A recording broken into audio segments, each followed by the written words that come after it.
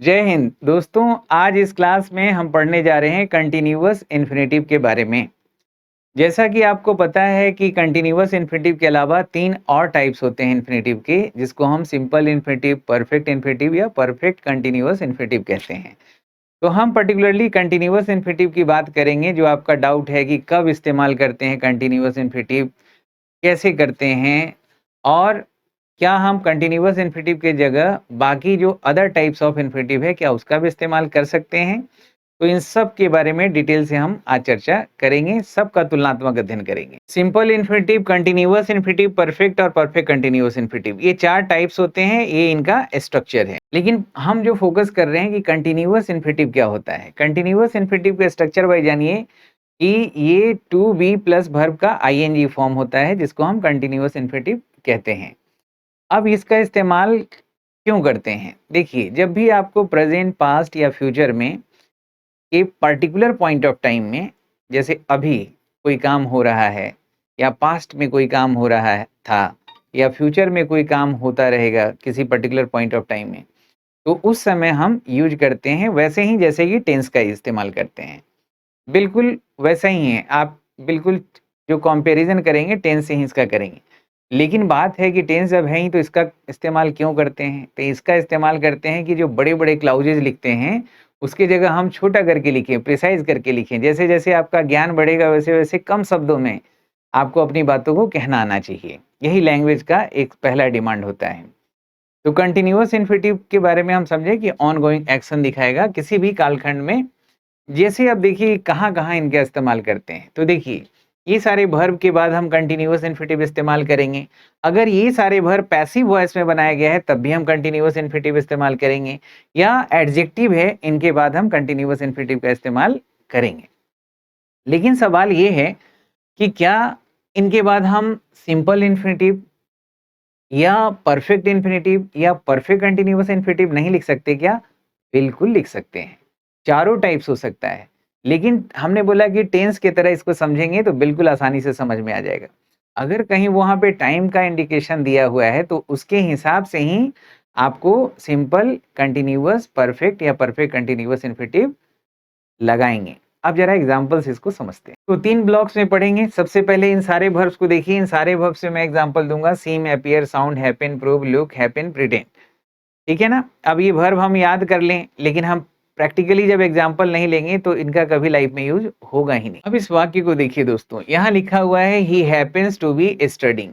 तो ये स्ट्रक्चर को देख के आप समझ गए कि ये कंटीन्यूअस इन्फिनेटिव है। अब आपके मन में सवाल होगा कि कंटीन्यूअस इन्फिनेटिव की जगह ये सिंपल इन्फिनेटिव सही हो सकता है? हो सकता है। अगर ये नाउ, ये जो टाइम जो है ना, ये अगर ना हो तो ये भी सही हो सकता है, ये भी सही हो सकता है परफेक्ट में, और परफेक्ट कंटीन्यूअस भी सही हो सकता है। तो अब यहाँ ये तो पता चल गया कि हैपेंस है, इसके बाद हम कोई भी इन्फिनेटिव का इस्तेमाल कर सकते हैं, ठीक है ना? यानी संजोग से वह अभी पढ़ाई अध्ययन कर रहा है। संजोग से वह अभी अध्ययन कर रहा है, ये सही हुआ। इस टाइम के डायरेक्शन में हमने काम किया है तब, क्योंकि अभी का बात हो रहा है, तो अब का या तब का या एक पर्टिकुलर पॉइंट किसी भी टाइम फ्रेम में दिया हुआ है तब तो हम यही लगाएंगे। अगर ये नहीं होता तो क्या हो जाता? ही हैपेंस टू स्टडी, ये भी सही होता। यानी उसकी आदत है, संजोग से वह पढ़ता रहता है, अध्ययन करता रहता है, ये उसकी आदत है। संजोग से वह इसको पढ़ चुका है, मतलब इस घटना के पहले काम हो चुका है, और संजोग से वह अभी पढ़ रहा है। संजोग से वह पढ़ता आ रहा है। अगर यही लिखा होता सिंस मॉर्निंग फॉर 5 आवर्स या फ्रॉम प्लस टाइम हो, तब हम इसका इस्तेमाल करेंगे। तो ये तो बिल्कुल टेंस की तरह है, तो हम क्यों पढ़ रहे हैं? अब इसका हम चाहें तो ऐसे भी हम कह सकते हैं he happens that he is studying now, या it happens that he is studying now. तो हम डबल क्लाउजेज में जो बना रहे हैं तो 2 क्लाउजेज लिखना पड़ रहा है, उसको हम प्रिसाइजली एकदम सिंपल सेंटेंस बना के लिख दे रहे हैं। यानी संजोग से वह अभी पढ़ाई कर रहा है, वह संजोग से अभी पढ़ रहा है, अध्ययन कर रहा है। अब यहाँ पे देखिए फिर एक वर्ब हमने उठाया, जैसे सीम्स का मतलब प्रतीत होना। यहाँ हम अपीयर्स भी लगा सकते हैं, साउंड्स भी लगा सकते हैं, लुक्स भी लगा सकते हैं। यानी ऐसा दिखता है कि वो अभी पढ़ाई कर रहा है इन दिनों, बहुत मेहनत कर रहा है इन दिनों।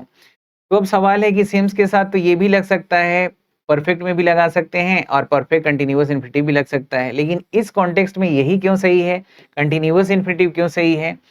तो यहाँ पे देखिए ये लिखा हुआ है पॉइंट कि इन दिनों वह क्या कर रहा है, यानी प्रेजेंट के इस पर्टिकुलर पॉइंट में वो क्या कर रहा है। तो इन दिनों ऐसा लग रहा है कि वह, ऐसा लगता है कि वह कठिन परिश्रम कर रहा है। ठीक है, इस तरह से आप बना सकते हैं। दूसरी बात, ये जो कंटिन्यूअस इन्फिनेटिव है या कोई भी नॉन वर्बल होते हैं, इनका अपना टाइम नहीं होता है। जो टाइम हमारा मेन वर्ब का होता है वही इसका टाइम होता है। अगर ये प्रेजेंट में है तो प्रेजेंट में चला जाएगा। ऐसा लगता है कि वह कठिन परिश्रम कर रहा है इन दिनों। अगर ही सेम्ड होता तो इसका हो जाता है ऐसा लग रहा था, उस समय ऐसा लगा था कि वो कठिन परिश्रम कर रहा था उन दिनों। यानी ये पास्ट में अगर मेन वर्ब चला गया तो इसका भी पास्ट में चला जाएगा। जो मेन वर्ब का टाइम टेंस है वही इसका रहेगा, जो मेन वर्ब का सब्जेक्ट है वही इसका भी रहेगा। अब देखिए इस एग्जांपल में मैं दो और अल्टरनेटिव दिया हूं, बताइए क्या इसके साथ टू हैव जोक्ड यानी परफेक्ट इन्फिनेटिव या सिंपल इन्फिनेटिव सही है या कंटिन्यूअस इन्फिनेटिव ही सही है। आ तो तीनों सकता है अगर ये नहीं होता तब। अब करेंटली है, प्रेजेंटली है, दिस डेज है, तो ये सारे तो नाउ है, ये सब हम प्रेजेंट के पॉइंट ऑफ टाइम को बता रहे हैं, इसलिए हमारा ये दोनों इस कॉन्टेक्स्ट में गलत हो जाएगा और ये सही है। लगता है तुम अभी मजाक कर रहे हो। अब जरा अगला वाक्य देखिए, इसमें देखिए she appear to be waiting at the station then, यानी कि ये पास्ट के पॉइंट ऑफ टाइम को बता रहा है, यानी कि पास्ट में कोई काम हो रहा था। तो यहाँ पे दूसरा जो इन्फिनेटिव का अगर अल्टरनेटिव यूज करेंगे तो गलत हो जाएगा। तो इसका मतलब क्या हुआ, ऐसा अपियर्ड हुआ था कि वह वेट कर रही थी स्टेशन पे उस समय, देन उस समय वेट कर रही थी। तो ये एक क्लाउज ये हो गया और एक क्लाउज यहाँ से बन गया। तो दो क्लाउज ना बोल के हमने सिंपल सेंटेंस से बना दिया जहाँ एक ही मेन वर्ब है, और ये तो हमारा मेन वर्ब कभी हो ही नहीं सकता, इसीलिए इसको हम नॉन फाइनाइट वर्ब बोलते हैं।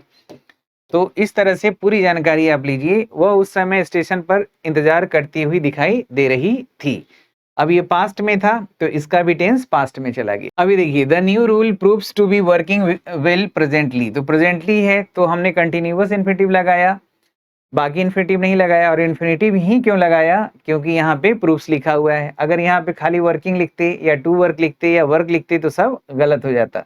तो दोनों लॉजिक को पकड़िए, टाइम को भी देखिए और कब हम लगाएंगे इन्फिनेटिव इसको भी समझिए। इसका हिंदी क्या हो गया, यह नियम इस समय कार्य करता हुआ साबित हो रहा है, सिद्ध हो रहा है। He looks to be enjoying himself now, तो now तो looks के बाद हम कोई भी इन्फिनेटिव लगा सकते हैं, लेकिन ये लगा इस पॉइंट ऑफ टाइम की वजह से और इन्फिनेटिव लगा इसके वजह से, यानी कि वह अभी आनंद लेता हुआ दिखाई देता है।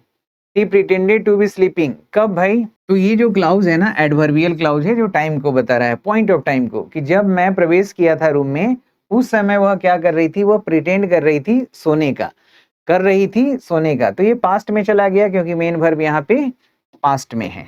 अब बात है दोस्तों कि सेकेंड स्टेज पे हम पहुंच गए कि कुछ ऐसे वर्ब हैं जैसे से, बहुत ही मामूली वर्ब है, से है, थिंक है, रिपोर्ट है, नो है, क्लेम है, अनाउंस है, रिपोर्ट, ये सारे जो वर्ब हैं जब इनको पैसिव में यूज किया जाए, जैसे ही is said, he is claimed, he is reported, तब आपको इसके बाद जो इन्फिनेटिव का यूज करना है वो कंटिन्यूअस या परफेक्ट, वो डिपेंड करता है कि किस कॉन्टेक्स्ट में हम बात कहना चाह रहे हैं।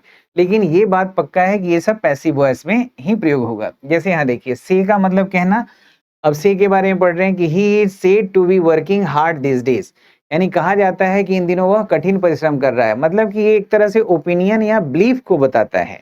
ये जितने भी वर्ब हैं क्या बताता है, ओपिनियन या बिलीफ को बताता है।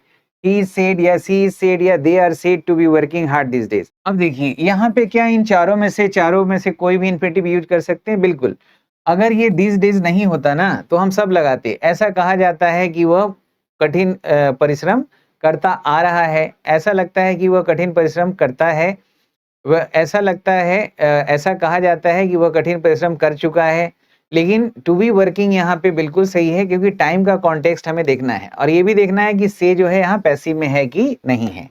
ये सारे वर्ब जो सेकंड हम ब्लॉक में पढ़ रहे हैं। अभी एक बिलीफ को दिखा जाता है, कहा जाता है कि वह इन दिनों कड़ी मेहनत कर रहा है। अब यहाँ पे देखिए she is thought to be preparing for the exam now, यानी कि ऐसा माना जाता है, ऐसा सोचा जाता है कि वह अभी एग्जाम की तैयारी कर रही है।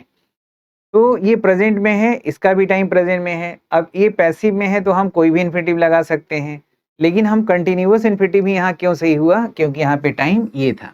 अगर ये रहता सिंस 2024 तो फिर यहाँ पे हम लगाते कौन सा, ये वाला। अगर यहीं पे हो जाता टाइम बिफोर तब हम क्या लगाते, ये लगाते। समझ रहे कि नहीं? सोचा जाता है कि वो अभी परीक्षा की तैयारी कर रही है। जैसे यहाँ देखिए, क्या यहाँ पे टू बी स्टडिंग सही है या टू स्टडी या टू हैव स्टडीड लगाएं? ऐसा माना जाता है कि वह स्टडी कर रहा है इस मोमेंट में लाइब्रेरी में। तो ये बिल्कुल सही है। यहाँ पे लिखा हुआ है लास्ट में पॉइंट ऑफ टाइम है प्रेजेंट का, एट द मोमेंट। माना जाता है कि वह इस समय पुस्तकालय में पढ़ाई कर रहा है। इसी तरह से देखिए कंसीडर है, तो कंसीडर को यहाँ पैसिव में लिखा गया है। The team is consider to be performing well currently. ये स्ट्रक्चर वाइज समझ रहे हैं, कंटिन्यूअस इन्फिनिटिव का प्रयोग हुआ है और इसलिए हुआ है क्योंकि वहां करेंटली लिखा है, टाइम लिखा हुआ है। माना जाता है कि टीम इस समय अच्छा प्रदर्शन कर रही है। The boy is known to be playing cricket in the ground now. तो यहाँ पे टू बी प्लेइंग क्यों सही हुआ, दो कारण समझिए। नोन यहाँ पे पैसिव में है और इसके बाद हमने कंटिन्यूअस इन्फिनिटिव ही चारों इन्फिनिटिव में से पिक किया क्योंकि टाइम जो है पॉइंट ऑफ टाइम है प्रेजेंट का। ज्ञात है कि लड़का भी मैदान में क्रिकेट खेल रहा है। The minister is reported to be visiting the city today. यानी ये भी रिपोर्ट जो है, रिपोर्ट करना, ब्लीफ दिखाना, बताना उसके लिए होता है। तो ये सब पैसिव में होगा तब लगाइएगा, एक्टिव में नहीं लगाना है।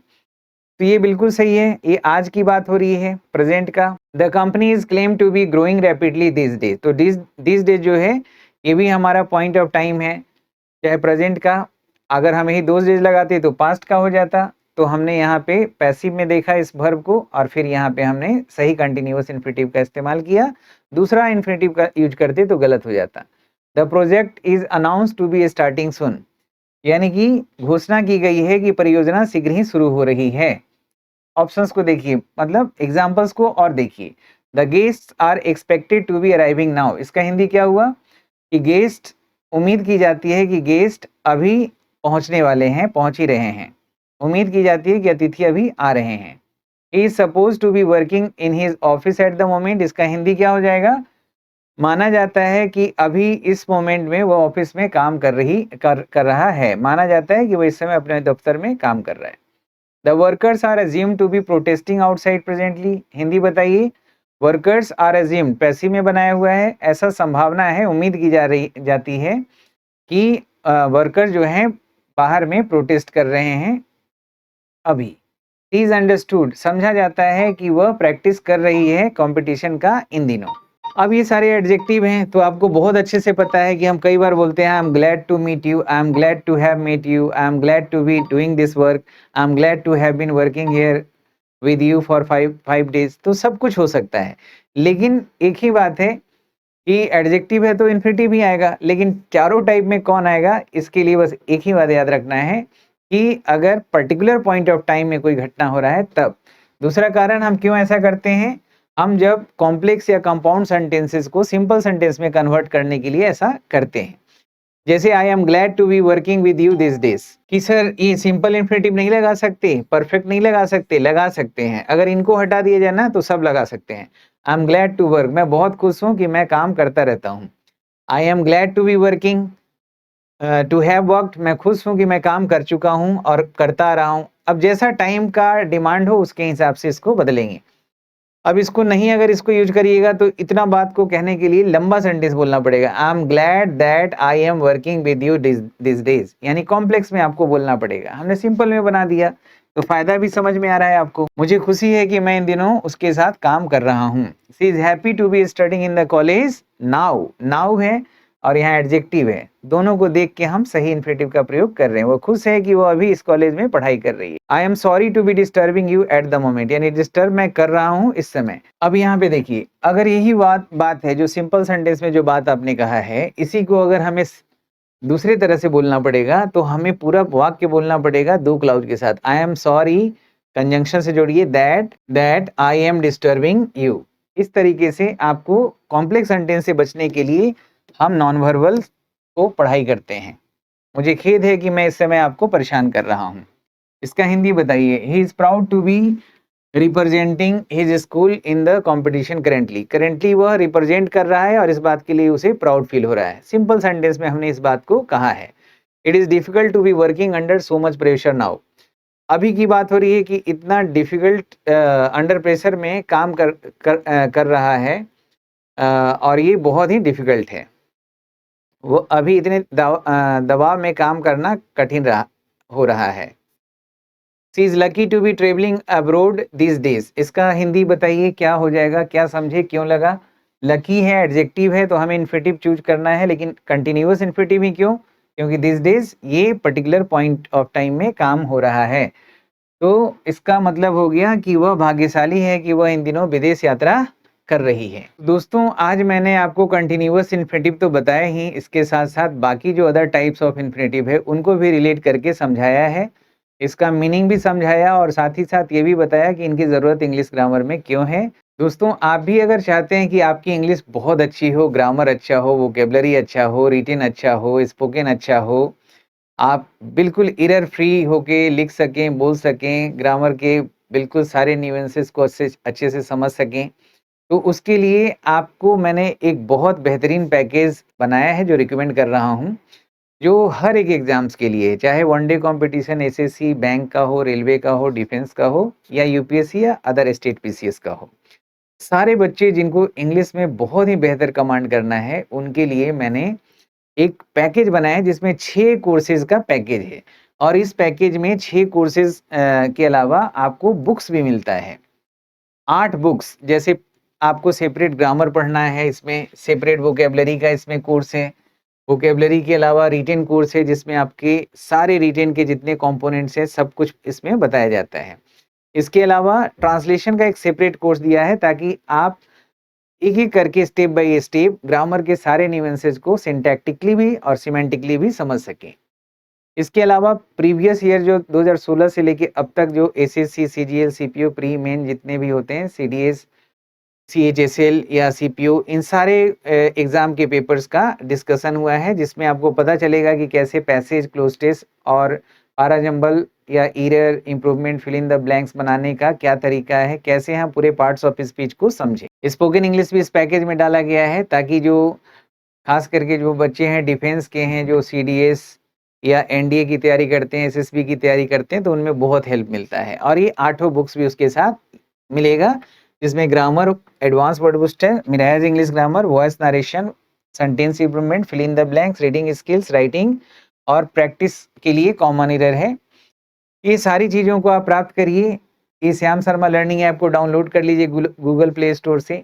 आप कोई भी एंड्रॉयड फ़ोन पे भी देख सकते हैं और कोई जैसे आपका आईफ़ोन है या कंप्यूटर लैपटॉप पे देखना है तो आप वेबसाइट से देख लीजिए। पूरा डिटेल जानकारी के लिए ये 9599614791 पे जो नंबर दिया है ना, इस पे आप कॉल कर लीजिएगा, व्हाट्सएप करके पूरी जानकारी ली और जैसे अगर आपको वाईफ़ाई से दूर है, नेट वेट नहीं है, तो फिर आप पेन ड्राइव कोर्स में भी ये सारे कोर्सेज़ को मँगा के पढ़ सकते हैं। ये सारे बुक्स आप उसी कोर्स में मिल जाएगा, पूरा कंप्लीट पैकेज में। और ये जो खास करके जो मिराज इंग्लिश ग्रामर है ना, ये कमाल का है। इसमें 27 टॉपिक हमने ग्रामर के दिए हैं। इतने सारे प्योरली जो शुद्ध रूप से जो ग्रामर होते हैं, वो आपको सिर्फ़ यहीं मिलेगा मिराज इंग्लिश ग्रामर में। तो ये 27 टॉपिक हमने इसमें कवर किए हैं, इसको आप ज़रूर देखिए और ये सारे टॉपिक्स को यहाँ पे एक्सप्लेन करके डिटेल में बताया गया है कि हर टॉपिक, हर ब्लॉक में क्या-क्या चीज़ हैं और बच्चों का क्या रुझान है, कैसा उन लोगों का फीडबैक है। नाउन, प्रोनाउन, एडजेक्टिव, क्वालिटेटिव और डिटर्मिनर अलग से बताया गया है। Helping verb, modals, primary helping verb अलग है। टेंस है, पूरा सीक्वेंसेस के साथ सब कुछ बताया हुआ है। मूड है, मोडाल्स के अलावा देखिए मूड भी है, कंडीशनल्स भी है। मूड पढ़ेंगे तो कंडीशनल समझ में आएगा। फाइनाइट वर्ब है, जिसमें transitive, monotransitive, ditransitive, ambitransitive, complex, factitive verb, causative verb, perceptual verb, delexical verb, intransitive verb, linking verb, stative verb, verbs form, finite verb, spotting error, chapter wise, ready reckoner previous year exam के। तो बहुत detail में दिया हुआ है। जैसे non finite verb है, तो जैसे अभी पढ़ रहे थे ना सिंपल इन्फिनेटिव, तो continuous infinitive, perfect continuous infinitive, जीरेंड है तो सिंपल जीरेंड, परफेक्ट जीरेंड दोनों है। प्रेजेंट पार्टिसिपल है तो प्रेजेंट, पास्ट, परफेक्ट पार्टिसिपल। इनमें से जो है 2 का वॉइस होता है, सिंपल और परफेक्ट जीरेंड का भी वॉइस होता है, पार्टिसिपल का भी वॉइस में बनाते हैं। तो ये बहुत डिटेल में है और एग्जाम में कैसे सवाल आए हैं चैप्टर वाइज के अलावा वो भी दिया गया है। कंजंक्शंस को भी उसी तरह से बहुत ही प्रैक्टिकल होके सब कुछ समझाया गया है कि आप बिना कोई कोचिंग क्लास के भी आपके पास ग्रामर की किताब है तो आप महारत हासिल कर सकते हैं ग्रामर में। प्रीपोजिशन का तो बताने का तरीका ही बिल्कुल अलग है इस किताब में। जैसे इन बताया है ना, तो प्रीपोजिशन का काम है कि एक नाउन का दूसरे पार्ट ऑफ स्पीच जैसे जिसमें नाउन आता है, एडजेक्टिव आता है और वर्ब आता है, इनसे संबंध दिखाना। तो हर बार हमने रिपीट किया है। जैसे इन बता रहे हैं तो कौन सा पर्टिकुलर नाउन है, एडजेक्टिव है, वर्ब है जिसके साथ हम इन लगाएँगे। इनका मल्टीपल यूजेस कहाँ-कहाँ हो सकता है क्योंकि प्रीपोज़िशन का हिंदी होता ही नहीं। इस तरह से सारे प्रीपोज़िशन का सेपरेटली इसमें लिखा हुआ है, जो अपने आप में अनप्रेसिडेंटेड है। जैसे एडवर्ब अगर हमने बताया है तो एडवर्बियल को भी नहीं छोड़ा, इंटरजेक्शन भी बताया है, एडवर्बियल्स, एडजंक्ट्स, डिसजंक्ट, कंजंक्ट सब है, क्वेश्चन टैग्स जब आप पढ़ते हैं तो क्लाउजेज़ का क्वेश्चन टैग आपको नहीं मिलता है, जो इसमें दिया हुआ है। ट्रांसफॉर्मेशन है, उसमें भी फंक्शन वाइज़ ट्रांसफॉर्मेशन अलग है, इंटरचेंज ऑफ डिग्री अलग है। वॉइस में देखिएगा तो सारे चीज़ का वॉइस, टेंस का, मोडाल हेल्पिंग वर्ब का, इम्पेरेटिव का, प्रेजेंट सब्जेक्टिव मूड का, कंडीशनल का, कॉजेटिव वर्ब का, सिंपल इन्फिनिटिव, परफेक्ट इन्फिनिटिव, जीरेंड का, परफेक्ट पार्टिसिपल का, पैसिव पैसिव और थीम बेस जितने भी प्रीवियस ईयर एग्जाम के क्वेश्चन है थीम बेस करके बताया गया है, जिससे चुटकी में आप ये बना देते हैं। नरेशन का भी वही थीम बेसिस पे ही हमने बताया है। फिर मॉडिफायर क्वालिफायर क्या है, subject verb agreement, punctuation marks, clapped sentences, word formation, ये सारी चीज़ें, ये जो मिराइज इंग्लिश ग्रामर है, इसको आप सेपरेटली भी मँगा सकते हैं। चलिए दोस्तों, आज इस लेक्चर को यहाँ पे रोकते हैं और अगले वीडियो में मैं कुछ और ज़्यादा एक्साइटिंग टॉपिक जिसमें ग्रामेटिकल न्यूएंसेस को और तरीके से रिवील करेंगे, आपको समझाएँगे। तब तक अपना ख्याल रखेंगे, हँसते रहेंगे, मुस्कुराते रहेंगे। जय हिंद, जय भारत।